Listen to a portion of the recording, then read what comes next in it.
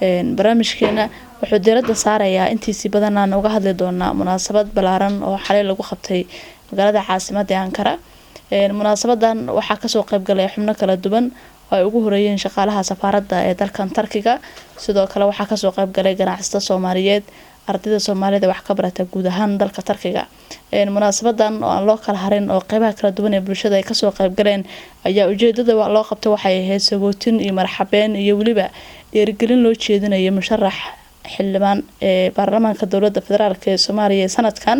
2016 Xasan Cabduqaadir Maxamed aad u jeedaan wiilka da'da yar inuu yahay isla markaana ku dhiiraday marxaladan adag in wadanka uu istaago isla markaana uu ka mid noqdo musharaxiinta da'da yar ee sanadkan u tartamaya qabashada xilka xildhibaannimo. Xasan Cabduqaadir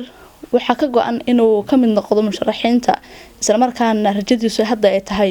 inuu ku guuleysto hadduu alla idmo. wuxuuna doonayaa markaa inuu wax ka bedelo xaaladda wadanka Soomaaliya waqtigan uu ku jiro. barnaamijka gaarka ah daawadayaal waxaan idinku soo gudbinayaa dhammaan mas'uuliyiintan iyo waliba qaybaha kala duwan ee bulshada ee munaasabadan ka soo qayb galay aragti ahaan iyo dhiirigelinta iyo waliba khudbadihii kala duwanaa ee masraxan ay ka soo jeediyeen.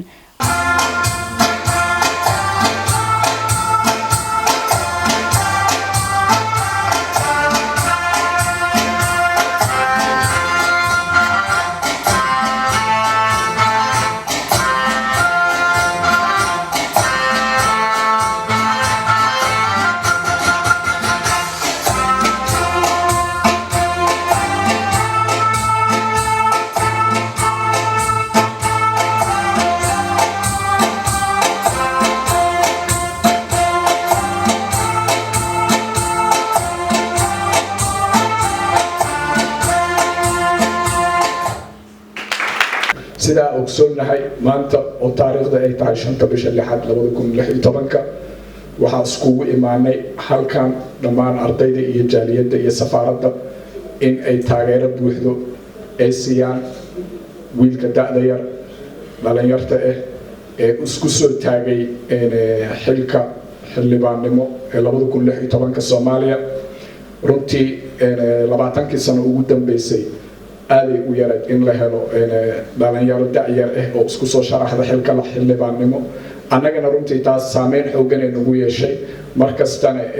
dhalinyarta annaga bari jaamacadaha ka qalin jabinayno dhameynayno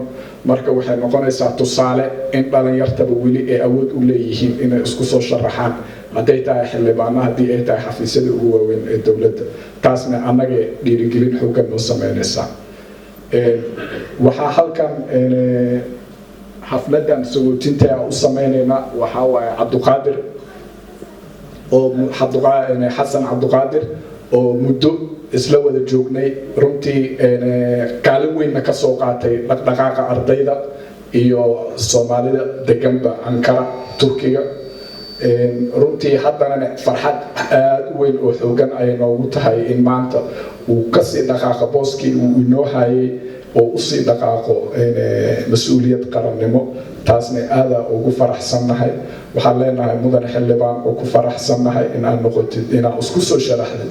dadka Soomaalida marba haddii wax ay ku hamiyaan waxaa waaye waa loogu magac daraa xilka xildhibaannimo. wuxuu ahay madaxa jinsiyadda laanta socdaalka ee immigrationka Soomaaliya u fadhiyay qaybta Ankara. kolley boqolkiina 99 ardayda meeshaan wada joogto waa ay wada yaqaanaan wax badan oo baasboor culays ka haystay waa uu fududeeyay. waxaan rajaynaynaa wax kasta oo ka soo galaan dhan ardayna maadaama uu yahay dhalinyaro inuu wax badan asigana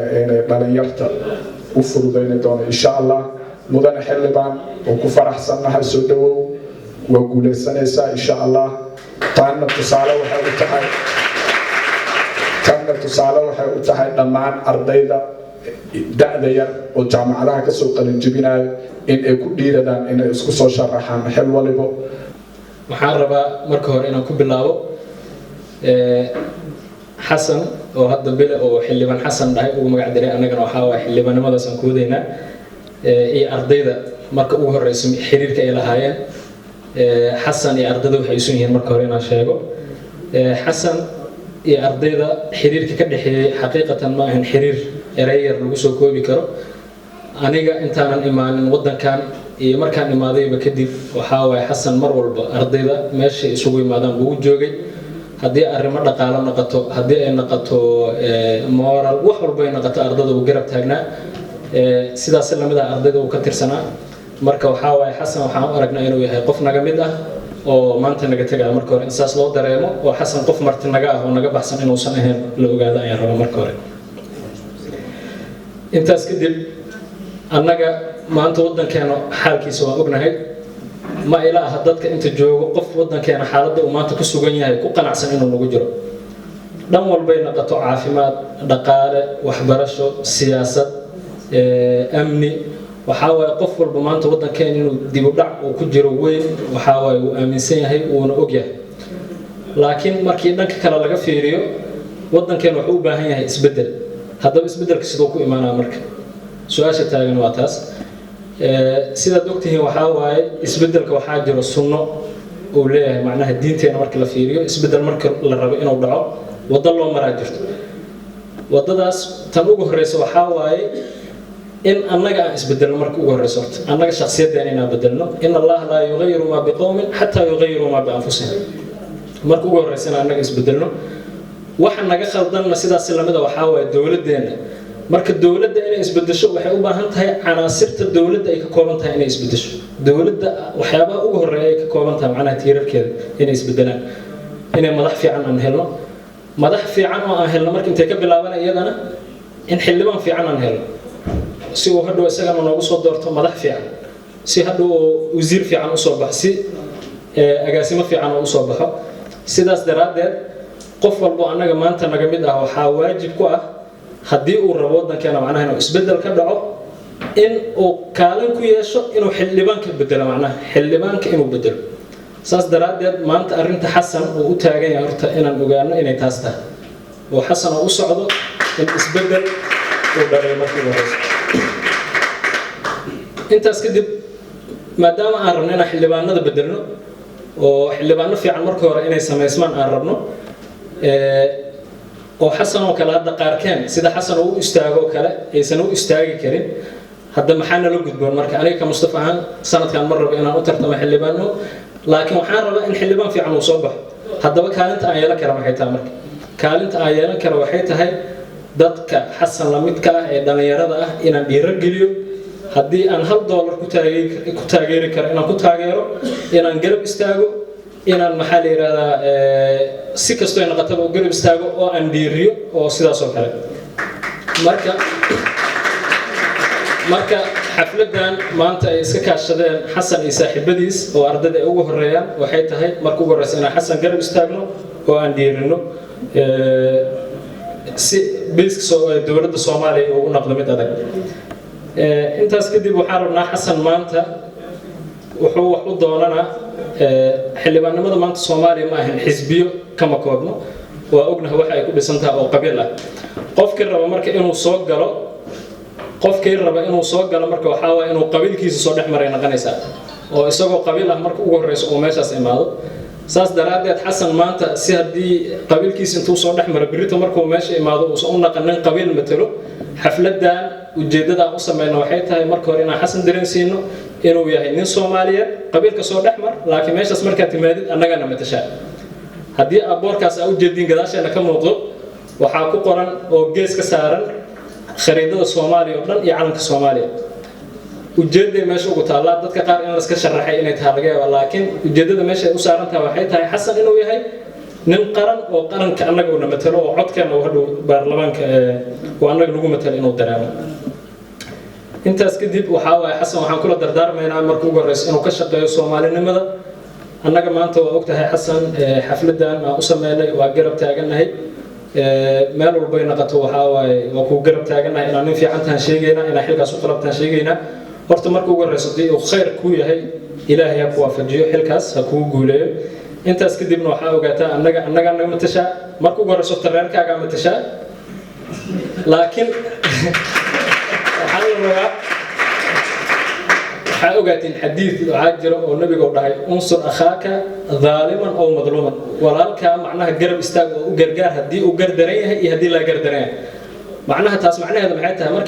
markuu gardaran yahay inaan la safato oo aan la fiirtanto lama rabo waxa uu gargaari inaad qabatid oo dhahdiniyo waa gar daran tahay joog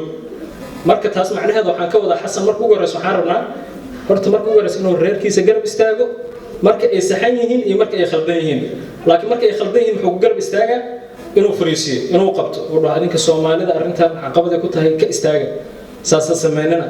haddii anaga arrintan dan noo tahay Soomaaliya dhib ah macnaha marka ugu horeyso inuu wanaagga reerkiisa ka shaqeeyo nagala qabto marka ay khaldan yihiin marka ay saxan yihiin maxaa la yiraahdaa oo garab istaago oo matalo marka xigana waxa ogaataa xasan inaa dhalinyarada matashaa waa ogtihiin wadankan boqolkiiba 70 dadka Soomaaliyeed waa dhalinyaro taas macnaheedu waxay tahay xildhibaannimadana ina boqolkiiba 70 anaga ku yeelanay noqonaysa insha Allah ta'ala mustaqbalka soo socdo waa la iska gaari doonaa hadduu Ilaahay yiraahdo waxaan kaloo rabaa dad badan ay dhiirigelisa arrintan bilow wuxuu dhahay 2020 iyo wax ka dambeeya dhalinyaro kale oo xasan daba joogtay inay soo baxdaan rabnaa haddaba dad xasan ku xigo inay jiraan oo isla 2016 tartami doono oo annaga maanta hulkaan nagula jira inay jiraan haddana idin siiqisha hadduu Ilaahay yiraahdo oo ramadaanka maalmihiisa dambe ayagana sidaan oo kale xaflad inta u sameynaa macsalaamin doon hadduu Ilaahay yiraahdo inta kale ayagana waxaan rabnaa inay doorkaas yeeshaan ugu yaraan maanta haddii adiga aadan tartami karin aniga inay ugu matalo 275 baarlamaanka uu leeyahay xubin uu leeyahay nin xun ma ahin laakiin haddana waxaan aaminsanahay nin ka mudan inuu jiro waxaan ku dadaalaa ninkaas ka mudan oo aniga ogahay markuu ugu horeeyay inaan dhahniyo tartan meeshaas tag waa ku garab taaganahay saas aan u dhiirigeliyo dadka kale ee meesha joogan adinkana waxaan idinka rabaa halka qof oo meesha idin matalo saa ku bedeli lahayd hadduu fiican yahay asigana uu soo naqla ka shaqeey haddii uu xun yahay inuu meesha ka baxo oo nin mudan uu yimaado ka shaqeey اللوان كل مجلسي ساكو أركتن مغري لو شيء ومشرح اللوان حسن عبد القادر محمد حسن هو كل شيء قبل كباي دقمة أفرو من هاي وكل شيء سنة مركو هاكو سنة قبل سديد نشنتي مشرح اللوان بريسيدي أساسي هو كسر قاتي دقمة بينهم سكول كي صلاح الدين secondary and primary school مشرح اللبان وحبرسيدي في جامعة فاست ديجري وحكوسو قاتل جامعة سومالي يونيفرسيتي دبلومة يوم مركي دمبو وحوريري أوغندا أيوة حكوسو قاتل معهد كويا أوغندا كامبالا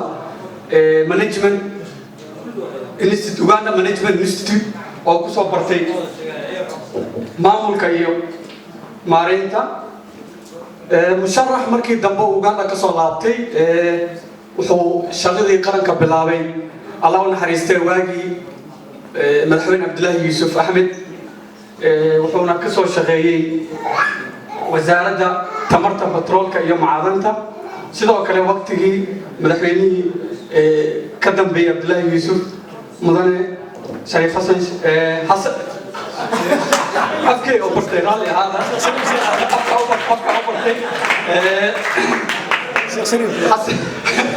شريف شيخ أحمد رالي هذا المانتي هذا الكوميديتو وفوكسو شغية أصيغنا وزارة هانتيرا قرنك هانتي دورك قرنك سيدو كلام كده مخوري وزارة قلبين تاي وزارة مالية أيو كسو شغية سيدو كلام إلى ودمبينتي وأوريغو حرونتا جنسية يسعودالك immigration asoo ka aha marhe section waxaas ka noqday kabacdi musharaxa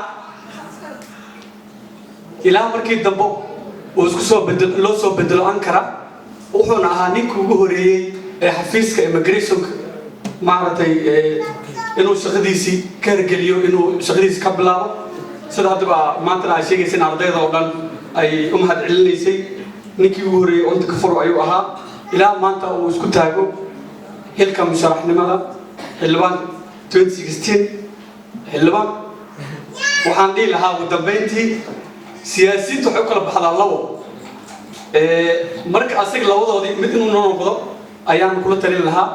وحكي بحال ما عيارة اللي هذا جركة دادو مرك عياري سيد وحول باسك عياري سا هذا اللي حسواه ما بقصة بحاي ما هلا بقصة بحاي وعملتها marka anagu waxaan ku fikirnaa waxaan ma ku rajaynaynaa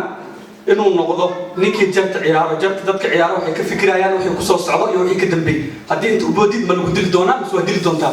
marka waxaan ka rajaynaynaa inuu noqdo ninka jarta ciyaaro inuu noqdaan insha allah ilmaha kale afka galo maaragtay mashaariicnimadiisa insha allah wuu guuleysan doonaa ilmaha ka noolada marka xasan cabdulqaadir maxamed waxaan ugu duceynayaa in ilaahay u sahlo wixii niyadiisa jecesha waa nin qiimo weyn waa nin safaaradda shaqo fiican ka soo qabtay haddii maanta beeshiisa ay tashanayd aniga waxaan dhihi lahaa xasan xildhibaan ha laga dhigo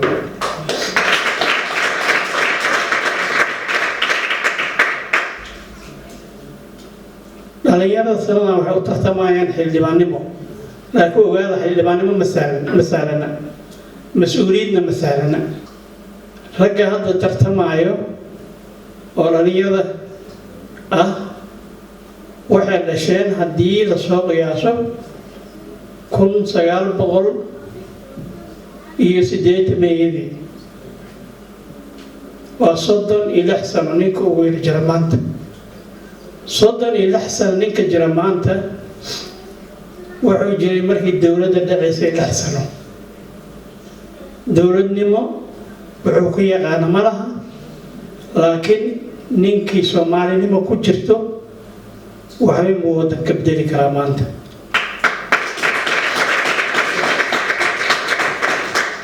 Soomaaliya waxaa ka maqan wadaninimo Soomaaliya xornimada waxaa gaarsiisay 13 dhalinyaro ah oo ninka ugu cilmi badan oo haysta dugsiga sare maantana waxay joogaan dhalinyaro jaamacad ka baxay firfircoon inta marka ka gudbo dadku waxay barteen jaaliyad baa lay bartay laakiin sida cali sheegay saaxiibkay wasu sheegay ay wax jiraan isagana gudubada jaaliyada maanta anigu wax badan oo la taaban karo ninkii kursi qaaday qaad baa nin xil qaaday qaad dadka meesha jooga turkiga kollay shaqo badan iyo hawl badan oo isku wada baranay wax dhib wada jiraan ma jiraan laakiin anigu shaqadii ma joojin mid ugu xumayd baan galay gaariga xabada kale loo fuuli jiray marka insha Allah iyana rabaa inaan u bareero oo aan ka qayb qaato siyaasadda Soomaaliya maxaa yeelay horta odayaasha in la maaga xaq uma leeyihiin oo odayaashu jaanis bay heleen jaaniska la meelay shaqaystaan dawey dil xil loo dhiibay xil iska hel dama dadka ka tagay hore dhalinyaro ay dambe Soomaaliya inuu xilkiisa qaadan way ilaa kursiga dabciisu waa dhib badan yahay laakiin dhalinyarada waxaa leeyahay yaa lagu wareegay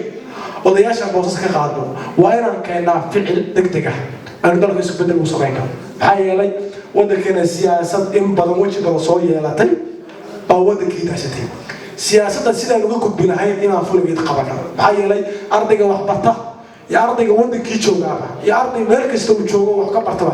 waxa kaliya uu sugaysa waxa weeye inuu dalkiisii wax u qabto aynu ka baxno nidaamkan fikirka khaldan ah qabiil ma oranaye nidaamkan qabyaalada ah ee diyaaradda la soo saaray ee badda la soo mariyay ee shisheeyuhu inoo keeneen aynu ka baxan waxaana si dara nin kasta diblomaasi waddan ajaanib ka socda xaaladda Soomaaliya ka jirta woogi hadda turkidu markay waddankii tagto uu ku yimaado wuxuu goonaya qolomata waa la tafsiir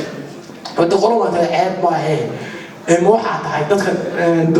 dhibtan iyo problemka wada mise waxaa tahay dadka nadiifta ayuu qofku weydiiyo laakiin hadda waxaa socota qolomata tahay runtii nabiga calayhi salaatu wasalaam ayaa qabiilka soo jiray qabyaaladuna xilligii asxaabta ayay jirtay laakiin nidaamka inagu adeegsanayno waa nidaam runtii aad iyo aad u khaldan maxaa yeelay ninka aniga ila da'da sida adeer sheegay dadka hadda dhashay waddanka 80 wixii ka dambeeyay dhashay aan dowladnimadii iyagoo yaryar ay dhacday dadna aan dowladnimada ay soo galeen waxaan u maleynayaa dadka high schoolka iyo secondary-ga soo wada dhigtay qaabkii u soo dhigtay waan dareemi karnaa iyo dhibkay u soo mareen nin maanta imtixaan dowlad ka qaaday ma jirtay nin walba shakhsi bay imtixaan ka qaaday waxaan aaminsanahay ninkan maanta rajo ku ahayn siyaasadda xumada dalka ka jirta ogoon buu ka yahay ama cayladiisa dhib ka soo gaadhay marka waxaa idinula talinayaa war sidaan wax u qaban lahayn ama wax u qabsan lahayn ama uga guulaysan lahayn nidaamka xun ee jira maanta inaan xoogga saarno oo gacmaha isqabsano fool kaliya far ma dhaqdo aynu gacmaha isqabsano aynu meel uga soo wada jeesano saan isbedel doonka Soomaaliya aynu wax uga bedeli lahayn run ahaantii 2020ka maadaama anoo ku hadlaya magac xisbiga shacabka Soomaaliyeed oo wada dareensantihiin oo xisbi idinka turjumaya magaciisa marka la yahay xisbiga shacabka Soomaaliyeed wuxuu leeyahay siyaasi magac la baxay ama xisbi magac la baxay oo soo jiray qof walba dariiqa khaaska ah wala baxay xisbi laakiin anaga waxaan xisbiga magac ugu bixinay inaan la xisaabtantaan baan rabnaa mar walba inaan la xisaabtantaan oo aad ma taqaanaa waxaan usaan wax u wadno siyaasadda mar walba wax naga weydiisan runaantii waxaan aaminsan 2020ka Soomaaliya waxaa lagu heshiiyey in shacab wax dooranayo shacabka waxa uu sheegayaa dawlad shacab baa dhisa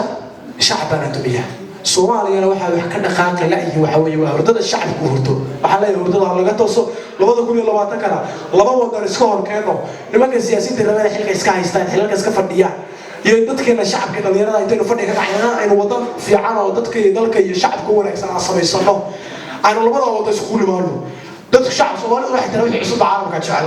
haddii wadada aynu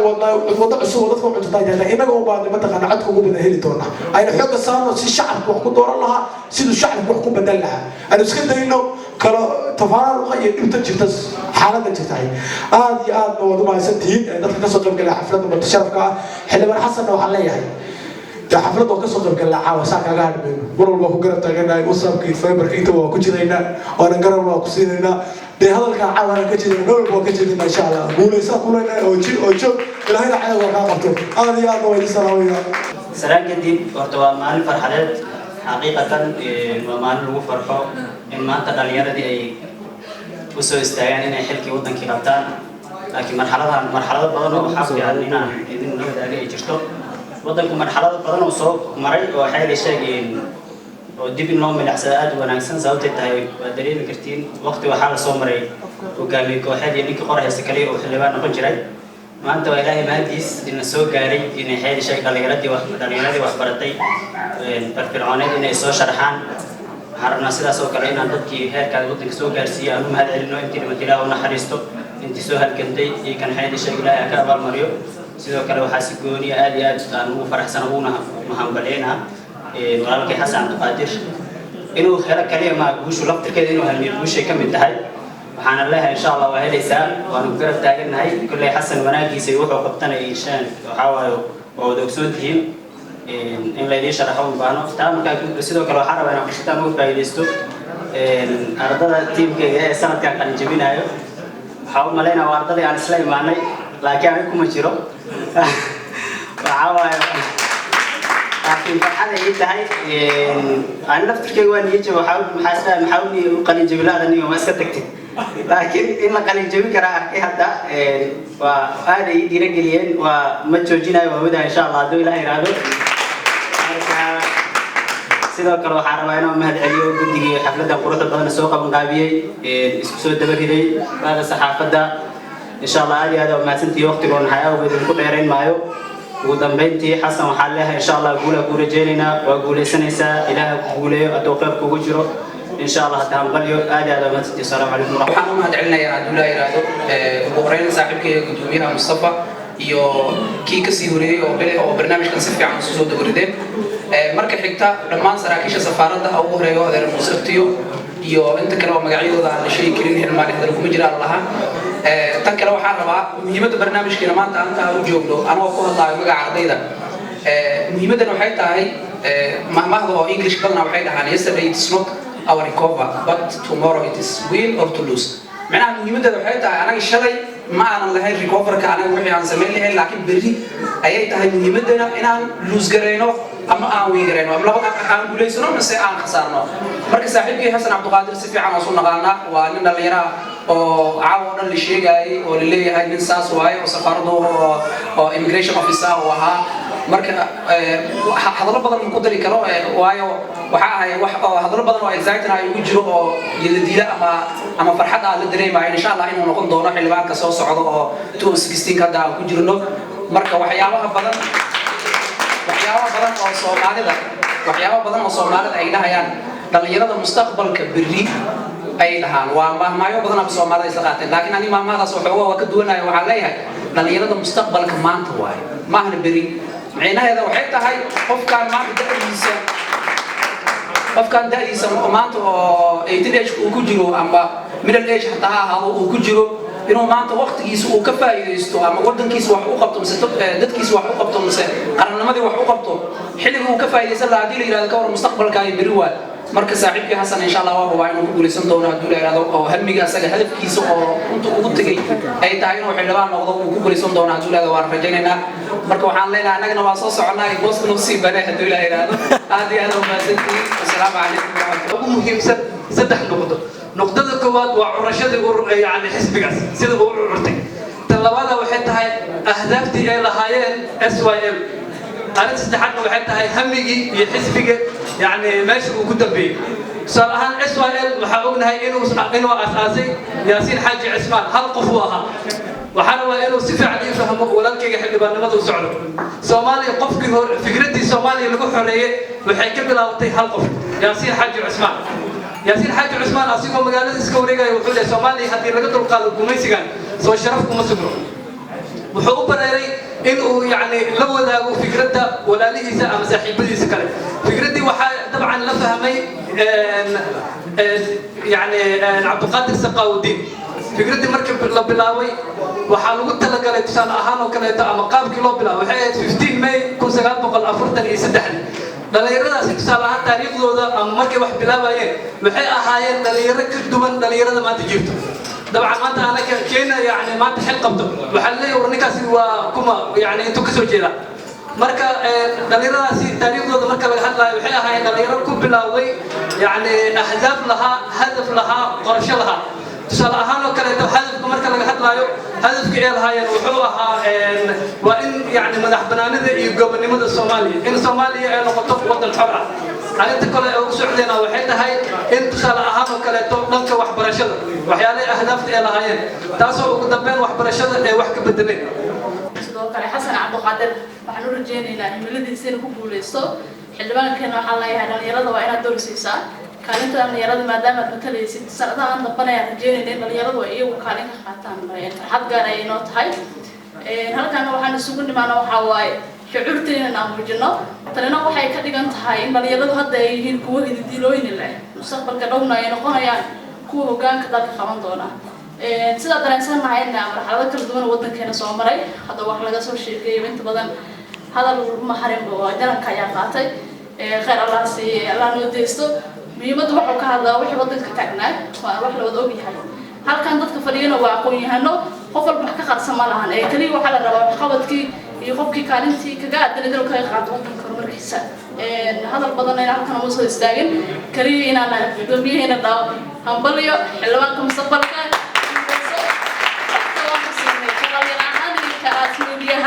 oo ku taageersanay Xasan Cabdiqaadir ku guuleyso insha Allah rajadada oo himiladaada waxa taa qowl kara oo geesiya oo qalma xilkaas marka ku garab taaganahay mar walba jiro oo joog ilaa ku fududay xilkaasna oo ku rajaynaa agaasimo heli maayo mehelaya safiir uga leexay habal marka waxaan leeyahay hadda waxay la joogaan ragga aan ka rabna inay Xasan noo soo diraan maxamed aadan madoobe iyo xuseen iyo dhamaan noo soo dira Xasan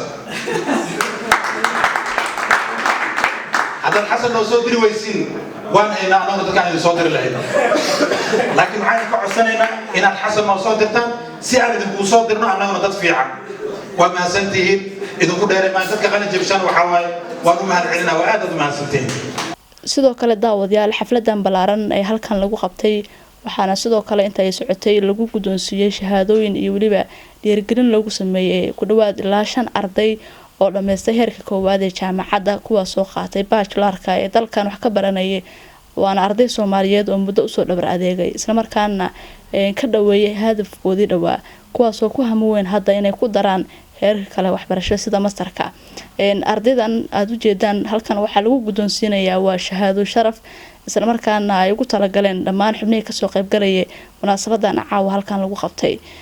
sida ugu faraxsan yihiin iyo dareenkooda iyo shucuurtooda sida ay tahay guud ahaan dhalinyaradan u dhiiraday in xilligan ay wax la bartaan ajaanib kale oo kala wadan ah isla markaana ku sugan wadankan gudihiisa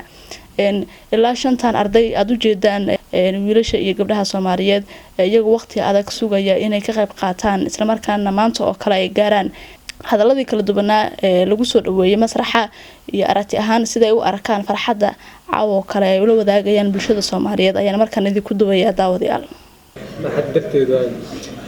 ilaaha ma hadda leh ka soo koobnaa waalidkeyga oo ilaa inta ay la garab taagnaa إذا أنكره لو برتواتي وتنجعله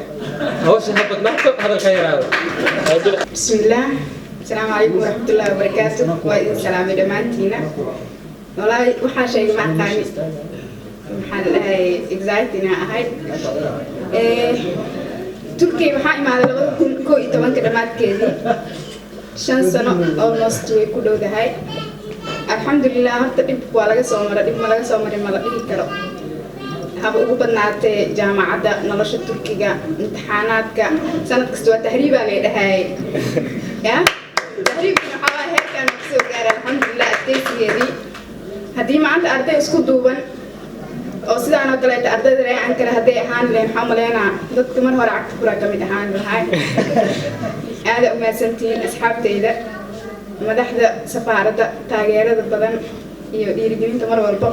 اسمي قرب تاجرنا هاي هذا أبو فرحسن هاي ما زنتي مدن أحمد يوسف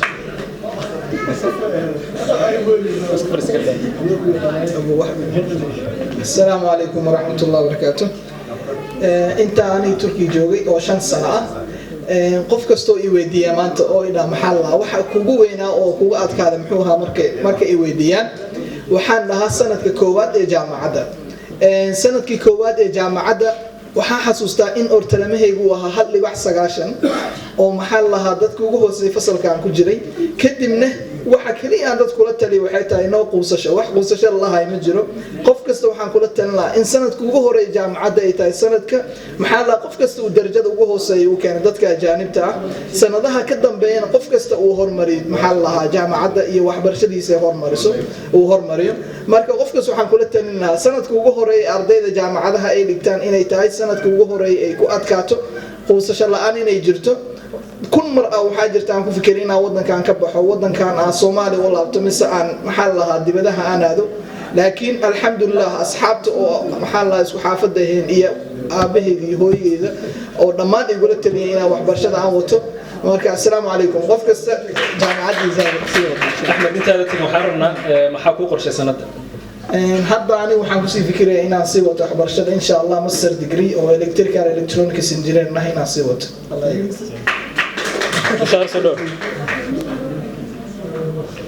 السلام عليكم دمان وعلى السلام يا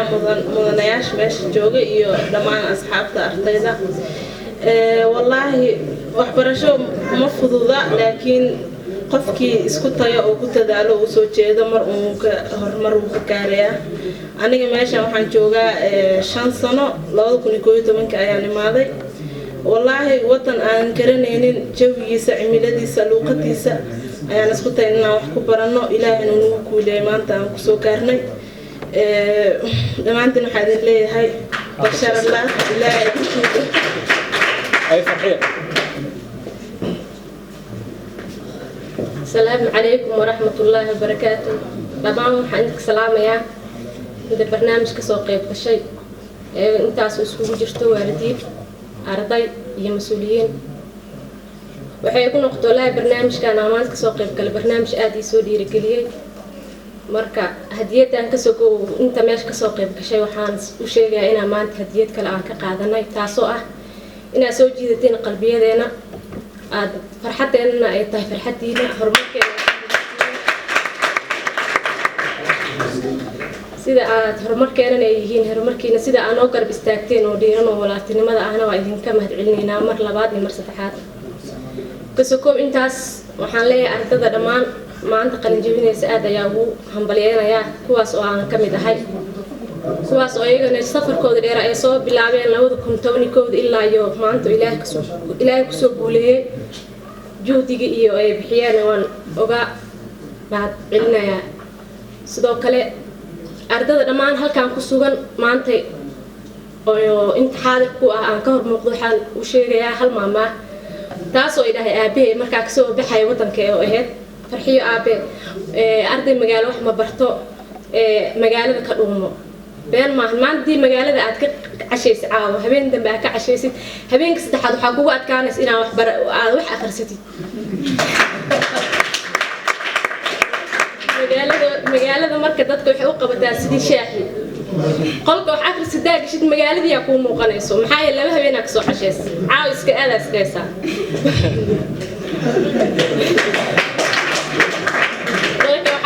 idinkugu talinaya inaad magaalada ka dhuumataan haddaa magaalada ka dhuumataan waxay u badanta inaa hamigiina iyo hadafkiina aad ku guuleysataan marka aad baa idin salaamaya waxaa idin rajeynaya nolol ay ka buuxda caafimaad farxad iyo guul rabadaan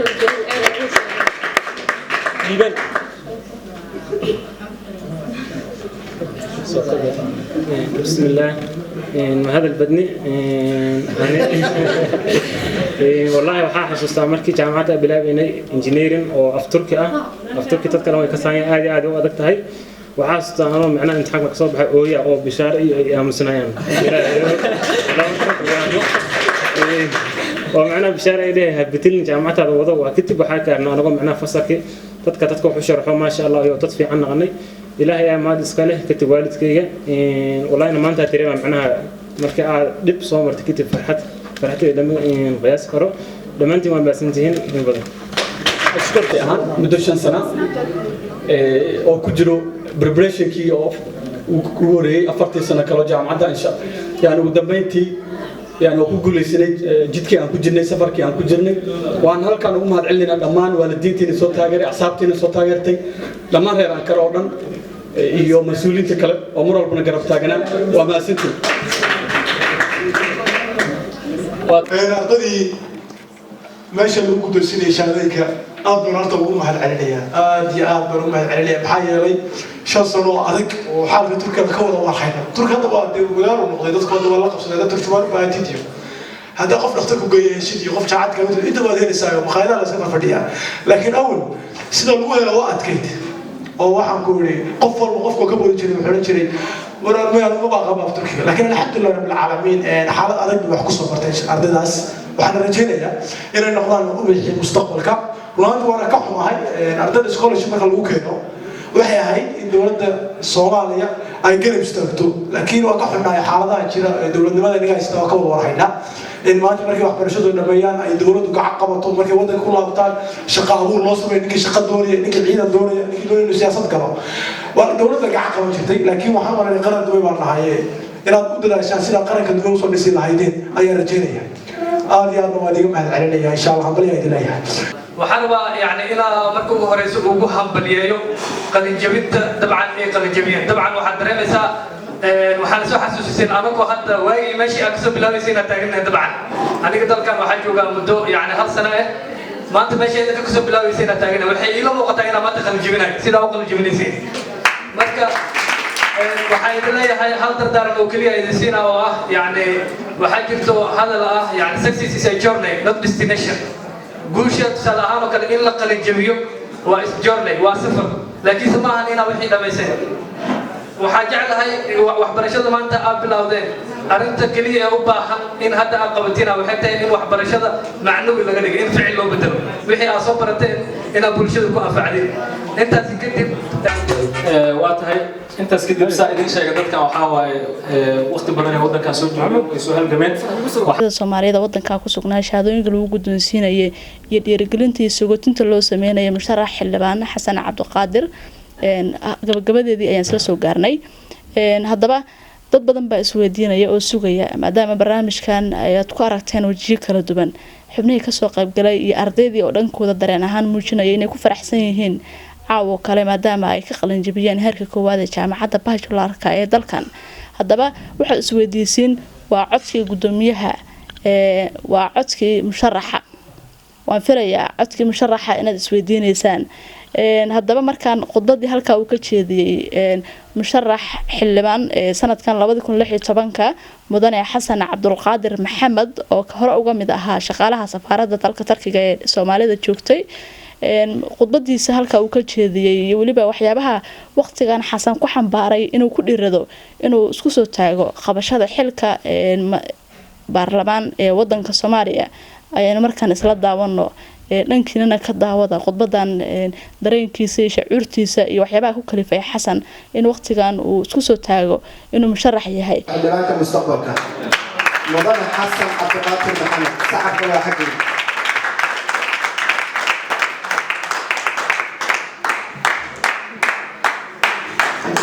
بسم الله الرحمن الرحيم saraakiisha safaaradda oo aan ka mid ahay weli ma bixin waa jooga gudoomiyaha xisbiga shacabka Soomaalida gudoomiyaha jaaliyadda sidoo kale gudoomiyaha ardada gobolada wakiilka ka ah gudoomiyaha ardada Soomaaliyeed ee magaalada Ankara sidoo kale rag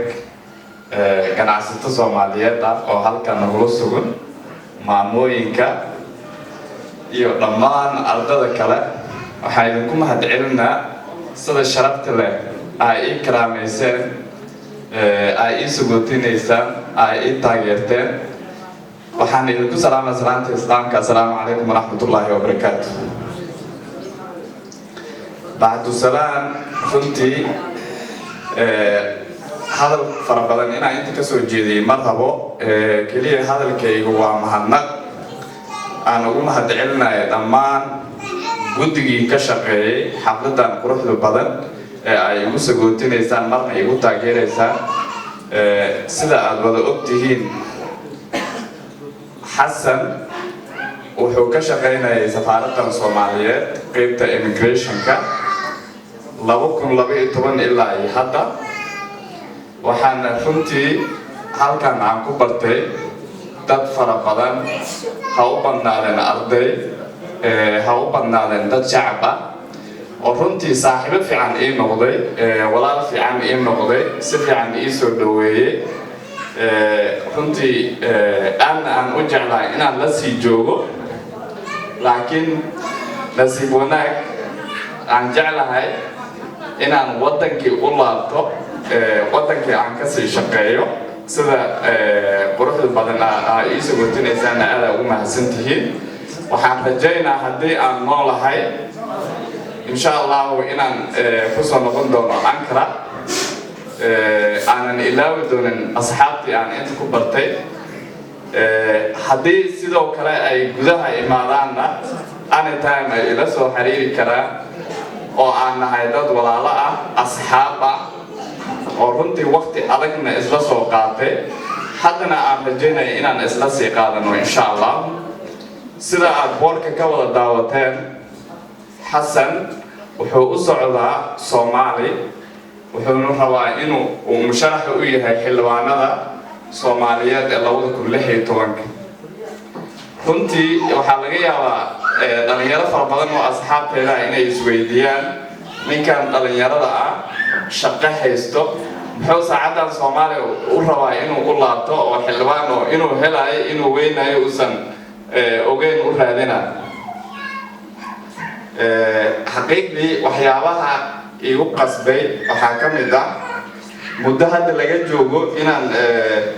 dad badan la wadaago ma rabin laakiin muddo hadda laga joogo 2 bil waxaan tagay wadan la yiraahdo Georgia dad badan dadkaan isla shaqeynaa og dabcan waxaan ku booqnay dad Soomaaliyeed oo ku xirxiran meeshaas waxayna u badnaayeen gabdho Soomaaliyeed xaqiiqdii safiirka iyo anigaan ahayn meesha gabdhaheena ay ku jireen markaan arkay waxaan go'aansaday nolosha Turkiga aan ku noolahay inaynan waxba ii tarin